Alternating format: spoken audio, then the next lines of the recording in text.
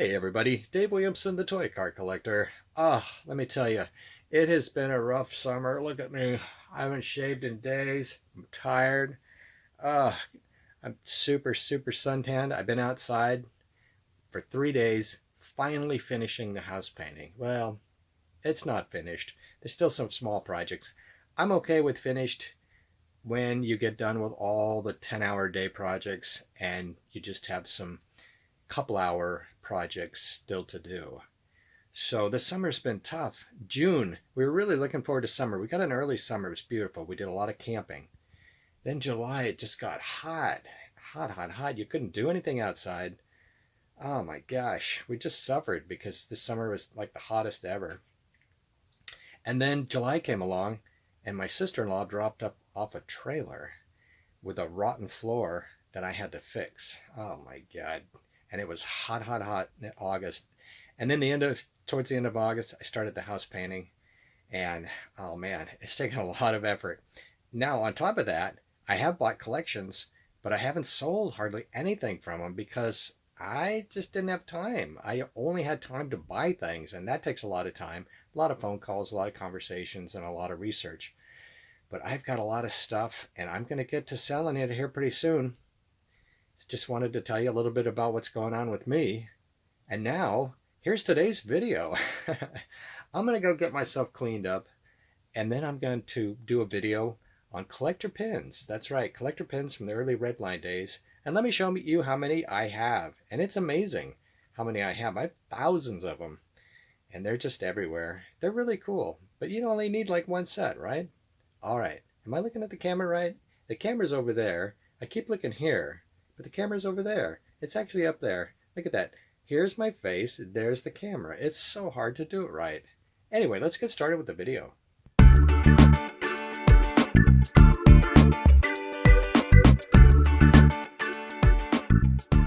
For something really cool, check this out.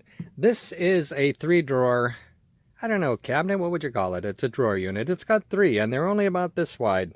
But wait for it. Here it comes. Whoa, yes. What a perfect way to store things. Look at that. I use it to sort my little parts and pieces and whatnot. And you don't even have to have one row. You can have 2 on top of each other. So whenever I'm sorting stuff out, trying to put it away, oh, I can't get this back in there. Why not? Oh, look at that. I got an extra black handle. Just random stuff. Put it in there, screws and whatnot. I got tons of this kind of stuff. Tons. I never have to go out for anything, any kind of parts. I usually have them all.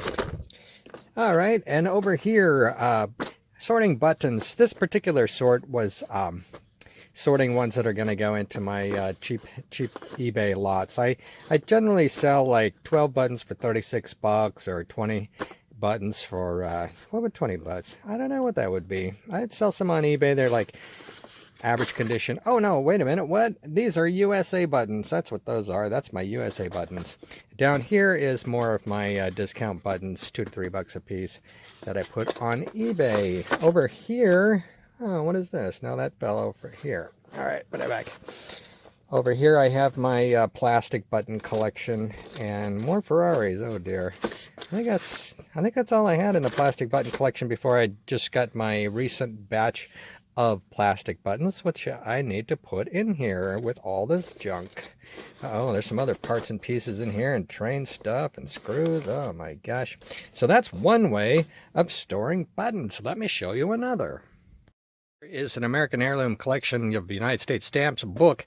I actually have my stamp collection in books like this, but I was at a stamp store and got a bunch of these leather looking binders for cheap. So I brought them home, not knowing what I was going to do with them exactly. And then I realized, oh my gosh, what a way to store your buttons in these little coin pouches, Now what I do when I get buttons in is typically I try to make them into sets, and that's easier for me to sell. I don't have to mess around.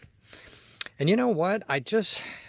Someone the other day mentioned that some of the buttons have this little cutout and some don't. And I never really thought much about that before. It's just one of those things you just bypass completely. But turns out guess it's kind of a cool deal. And most of the 68s have it, except for the 68s that were made continuously, like the Eldorado. And a lot of those you won't find. So here's me working on sets. I'm missing a Corvette button on this set. And I also like to include in the set the custom Volkswagen and the custom VW pin. So there's that. This one needs one of those and a Corvette button. And this one needs a Dior button and a custom VW button. Then I would have 3 complete sets. Pretty cool. Yeah, and that's just one way. That's just the 68s. And I believe I have more 68s around here somewhere. Or maybe I sold off all the beat up ones. Could be. All right, now here's the 69 pins that I'm working on. 69s, of course, there's 24 pins. And as you can see, this set, the incomplete sets I put up front so I can look through and see which is missing. This is the set I just started. And then I've got other sets right here. I don't have any of these for sale right now, but because some of the pins have been going up very high in price lately. So sometimes I kind of hold back. So there it is. Those were like the first 20 buttons, and then the last 4 in the set, 24 are the 4s here. And then I also like to include both beach bomb variations on that. I don't worry too much about US versus Hong Kong. And then my extra pins, I've now keep them like this. And that's funny. I don't think I have any extra 68 pins, or did I not put them in a book yet? Oh, wait a minute. Wait, there's more. So this is how I keep my extra pins, waiting to make sets out of or sell them. I don't know. There we go. That's more. Let's see some more. Here's my extra 69 pins, more of them, and 68s, more of them. Of course, I'm missing some, of course. Some are really hard to get. 69s, and what is this? This looks like a variety of excess pindom needs to be sold off, and some 70 pins. Holy smokes. You know, there's just so many things to sell and so much time in the day. You can't sell everything. Oh, there's a 70 plastic mantis button. Gotta put that over there. All right, everybody. Thanks for joining me for a look at Hot Wheels collector pins from 1968 to 1971. Fabulous pins, and I do have a whole lot of them in stock. Give me a holler if you're interested in collector pins. Otherwise, just stop by the website ToyCarCollector.com, and we'll see you on the next video.